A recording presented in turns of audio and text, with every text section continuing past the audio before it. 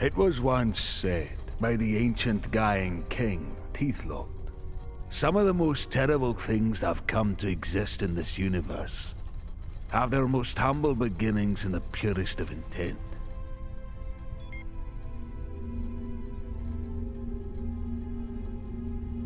Teethlot presided over Gaia during the Great Construction, during the Bloom, wherein the very planet was terraformed into the shape of a gear, and the potential energy of the planet's rotation was transformed and subsequently captured by the constructed moons.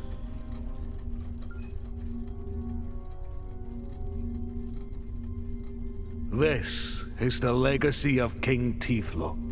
He brought industry, camaraderie, or inspiring advancement to the people of Gaia. After Teethlot, the gnomes would not give a thought to annihilation from war, would know nothing of hunger, of disease. They feared nothing of other sentient species. And what is my legacy? What is my contribution to the galaxy, to the universe? At the end of the Bloom, Gaia had reached a level of enlightenment. We were beyond blessed. A shining star in the skies of all Galaxia Blue. A symbol of hope to countless star systems. A reminder that greatness was not as elusive, not as unachievable as many had resigned to believe. Despite this illuminating truth, Galaxia Blue remained rife with discord and chaos. You see, there are many that believe that the Bloom was the inevitable outcome when there are too many things in too small a space. Indeed, gnomish scientists have confirmed the count of sentient species per star system was beyond the confines of natural law. By most measured accounts, Galaxia Blue was, well, overcrowded. From there, the next turn of the gear would lead one to believe that natural selection would have its way with the worlds. Species would naturally fall as they had risen, be it by their own hands or the hands of others. Despite Gaia dominance in the Eighth Arm, there were of course other contenders, other equals, drifting amongst the cosmos. Of them all, the dwarves, elves, and orcs were of particular interest to me. Ethos and Opus had ever been vying for control of the 11th arm of Galaxia Blue. They drew a host of star systems into their conflict. For millennia, orcish imperialism was known and hated throughout all 11 arms of Galaxia Blue. Elven medicine was oftentimes traded as contraband on the outer rim of the galaxy.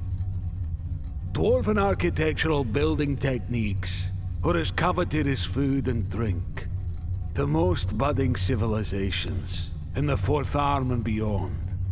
But that did not mean they were given away freely. And yes, gnomish ingenuity was oftentimes misappropriated, used for petty gain, and as leverage in legitimate and illegitimate circumstances alike.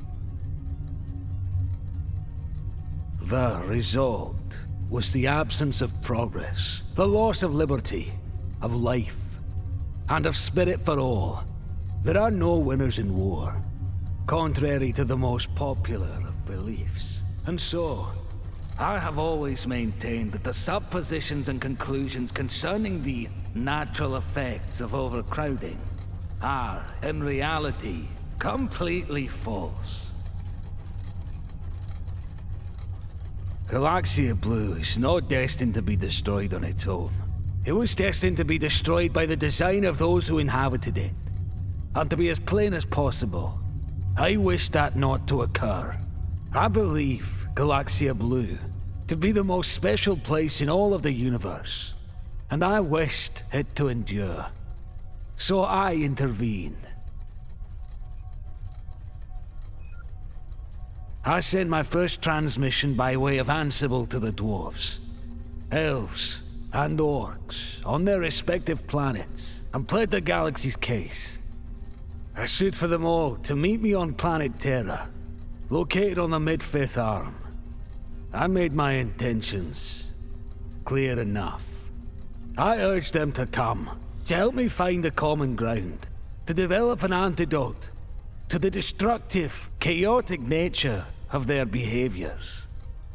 And I absolutely counted on their own self-serving ambitions as the strongest motivations for coming. And they came to my summit. The summit began in a style similar to the events of the last millennia in Galaxia Blue.